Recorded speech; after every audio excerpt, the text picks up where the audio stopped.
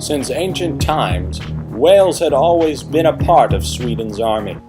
As you can see, they kept up with that tradition till modern times, and now control the majority of the world's oceans. This is clearly a major problem for the world to face, but why are more people not upset about it? Well, the simple answer is that the whales control the media and keep the public from knowing anything about it. Sir, how do you feel about the whales that are spying for Sweden? The whales are spying for Sweden? Yeah, they're spying for Sweden. Sweden controls the whales, and the whales spy for Sweden. They own about 97% of the liberal news media. They are top in the world's control and production of oil. How does that make you feel? Have they actually brainwashed the whales? I'm not exactly sure. All I know is they've got little radio transmitters that make them kill people. I'm quite speechless. This is preposterous. Sweden. I just. What am I going to do? Ignorant people like this make it very easy for the whales to maintain their power over the masses. Knowledge, not ignorance, is the only way to beat the whales. Well, are you aware that whales are spying on us for the country Sweden? Well, of course I am, man. I've been visited by whales on numerous occasions. Really? Yes, in my dreams, in my sleep, at dinner time. They always call it dinner time. It's rather nasty. You know, they have telephone poles, you know, along with the other antennas, sticking out, you know, either side of the cranium. Let me ask you one question. Yeah. Were you ever visited by porpoises? Porpoises, not so much. No, I've got a few narwhals. You know, the blue whales are big into Sweden. If you know any blue whales, you do not tell them any state secrets. In order to spread the word about the Swedish whale situation, we will now tell the stories of 3 people who have had first-hand dealings with the whales. Due to the serious nature of the following stories, children should be removed from the room.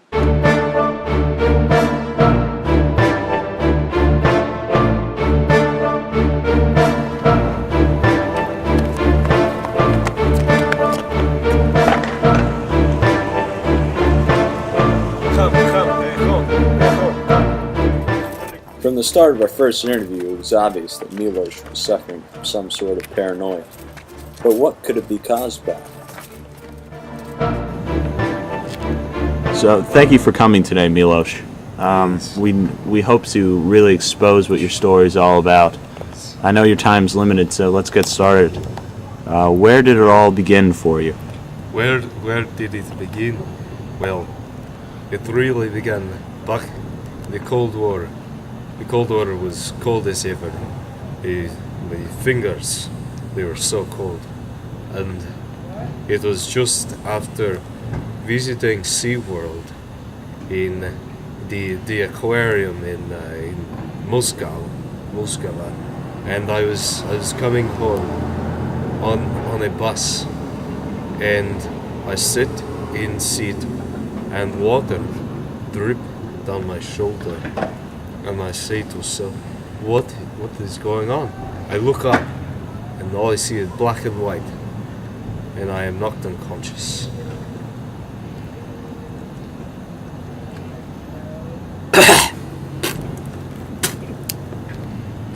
So I wake up in SeaWorld, Stockholm. Judging by Milos's testimony, it's obvious that he was in fact attacked by a whale, but as to the type, we can only speculate. Another thing was strange. Why would he wake up in SeaWorld Stockholm? After analyzing this budget, it's obvious that SeaWorld Stockholm is not just an aquatic attraction for family fun. It is used by the whales to rain terror upon the masses. The whales began by starving Milos, but then moved on to testing mind-altering drugs on him. After 3 weeks of darkness, they gave me my first meal. It's a herring, floppy herring, those bastards. I was trapped in the polar bear exhibit and the polar bears, well, they were the ones who were helping the whales do their experiments. And the whales, well, they gave me LSD in great dosages, and I could not fight. They would put it on their tongue, and that would be my trip for the rest of the day. And it was big problem for me. I became hooked on LSD, and now I cannot stop at all. It was terrible. After 5 weeks, they moved me to penguin exhibit, where I smoked grass with penguins all day. After studying Miloš's behavior before, during, and after our interview, it was obvious to me that he was still suffering from the trauma inflicted by the whales during his LSD test in SeaWorld Stockholm. But it turns out that the drugs were not the only thing weighing on his mind about this experience. So then they make me into fighting champion. After penguin exhibit closed for day, what they would do, they would give me wetsuit and force me into little ring. Now, they would throw in one manatee, and the penguins would crowd around, and then the whales would come, and they would make me fight manatee to death, and it was terrible. I was forced to fight for my life every day, and the whales would call at me all the time. I could not escape from that noise. Have you ever heard a whale call? Forced to fight one of the most beloved animals of the ocean, Miloš must have been distraught at this point, but he still managed to devise an escape route. I'll tell you how I escaped from SeaWorld. Big secret. What I do, I hid in whale baleen. You know the string. I hid in baleen. I clung to the baleen for my life. And the whales swim out and go to spy, and I let go. And all of a sudden, I am in Holland, where the people know what the whales are doing, and they help me. Perhaps the only positive message from this story is the account of Holland's kindness. Miloš had this to say of its people. They give me cheese and Danish and a car so I can drive back to Mother Russia and start talking to people like I am to you about the danger of whale.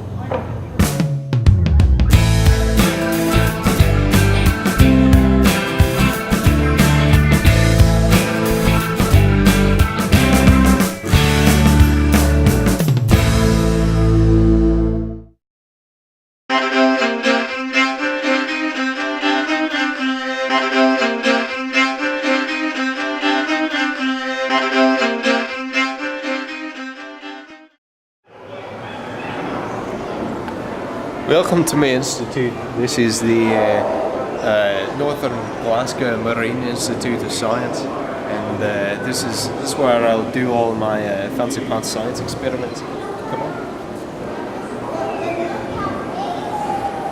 You can see above us we have the whale exhibit. Hundreds of bones of whales. If you look down this way, you can see it's pretty crowded. We do a fair trade, selling whale bones and whale blubber in the gift shop. Feel free to pick up some on your way out. Come on. As I continued my tour, I could not help but marvel at the size of these creatures.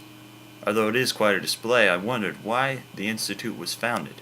What was Professor Grills trying to accomplish through this endeavor? So what we're really trying to do here at the University of Marine Study in Glasgow is to get people more informed about the whales, and we're trying to do our own whale research. As you can see over here, we've got some whale carcasses. Now, most of these whales have just been beached, but a couple down there were actually killed and slaughtered by some marine scientists through the University of Glasgow, and they're on display in this museum.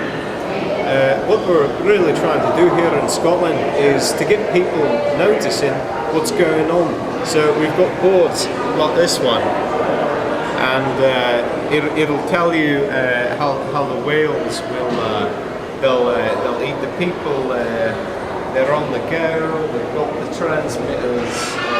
This is about the blue whale. We've got them all down there. Humpback sperm whale. That my associate. All down there. You see the blue whale is really biggest of the lot, and it's really an activist to try to get these things out of the ocean and out of people's homes and people's lives. And I'm sorry to say, but just not enough people really know about it to get it going. It's unfortunate, but it's true. Although the Marine Institute of Science has researched for many years, the situation is still bleak. Just listen to these statistics. Swimming around in the North Atlantic. Now, of these 30,000, we've caught less than 10 over Scotland's coasts, and we're just really trying to improve the whaling efforts. Now, it's coming to be a real bear, and as you can see here, the efforts are rather scant, and if we can't improve it, NATO's going to be all over me arse. You heard him right. NATO, the North Atlantic Treaty Organization. They set quotas of the numbers of blue whales which must be killed each year. This is a sperm whale, one of the more deadliest of the foes we have in the ocean. You see the big sharp pointy teeth, the gnashers, they're getting you like that.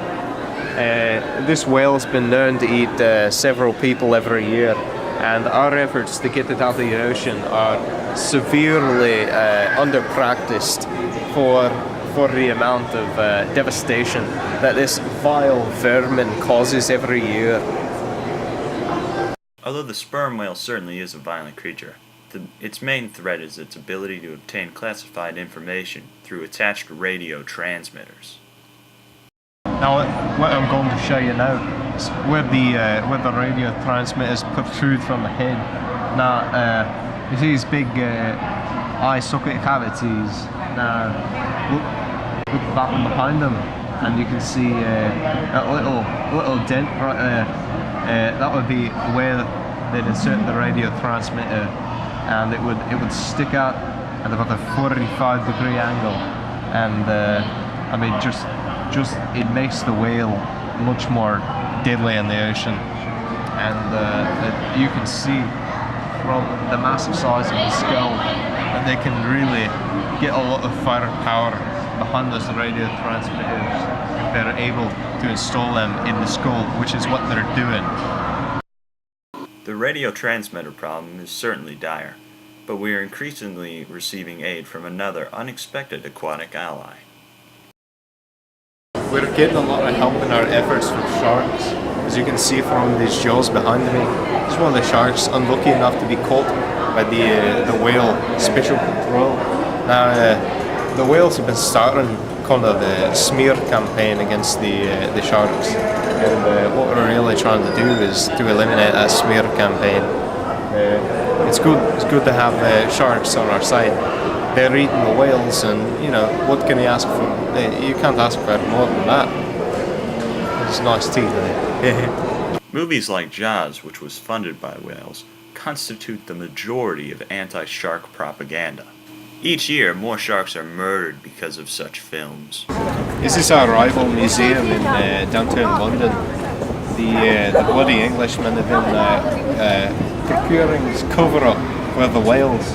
They've got this dinosaur exhibit, and they're trying to hide all the whale exhibits in the country. And in Scotland, we know it's so bad, but in England, they'll never know, because the whales have been paying out big money to all of the museums down here, and they're getting it all covered up with the dinosaur exhibits, and nobody's going to find out.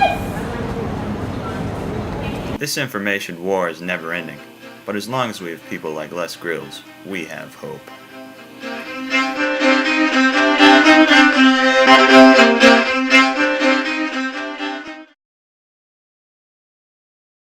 Yeah.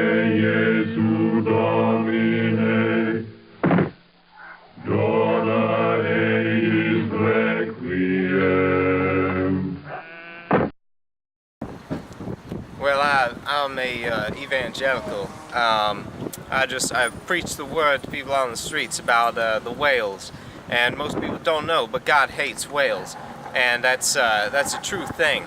He mentions in Genesis the creature Leviathan. Leviathan was a whale, and Leviathan was evil.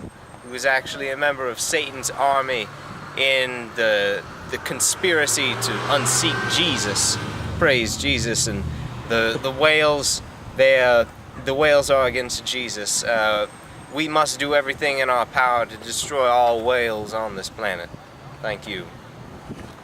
From a whale swallowing Jonah to a whale like Leviathan, whales are clearly portrayed negatively in the Bible.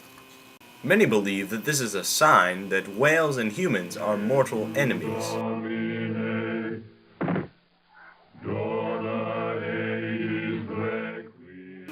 Archaeologists recently uncovered a text called The Gospel According to Ahab, which dates back thousands of years. In this text, Ahab asserts that whales are in direct cooperation with Satan, and he refers to them as devil fishes.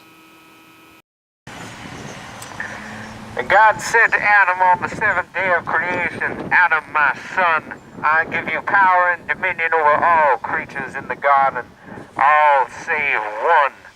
That creature, you have the divine power and eternal influence to kill and destroy and maim as much as possible. And that creature is the whale, ladies and gentlemen.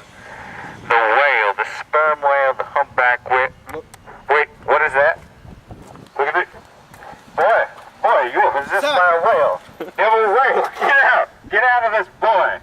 Whales, armed with their radio transmitters, have now begun possessing normal United States citizens in order to steal state secrets.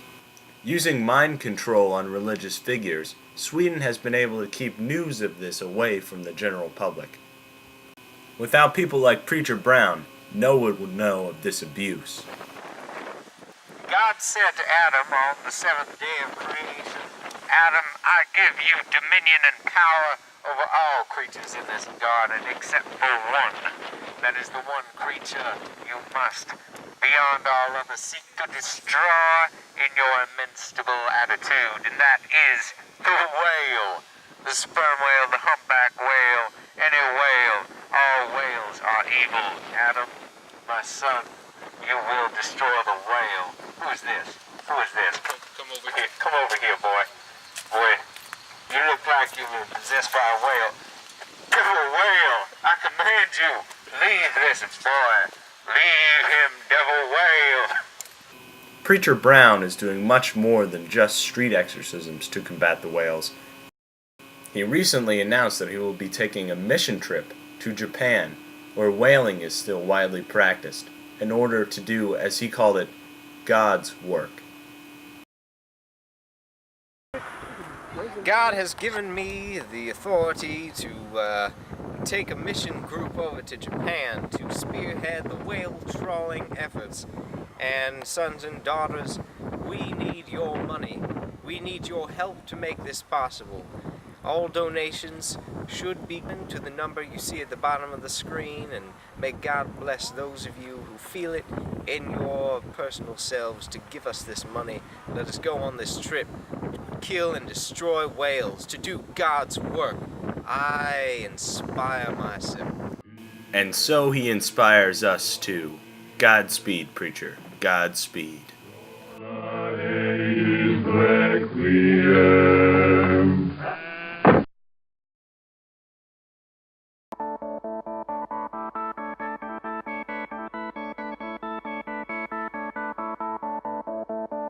As more and more people become enlightened to the Swedish atrocity, protesters are filling the streets demanding Sweden pay for its heinous crimes in blood. As movements sweep the nation, we await Sweden's response. Is that your phone? Yes, it is. I'm sorry. I'm going to have to take this right now. Hello? What? Who is this? What? No, oh, it's those bloody whales again. That is it. I have had it. That is it.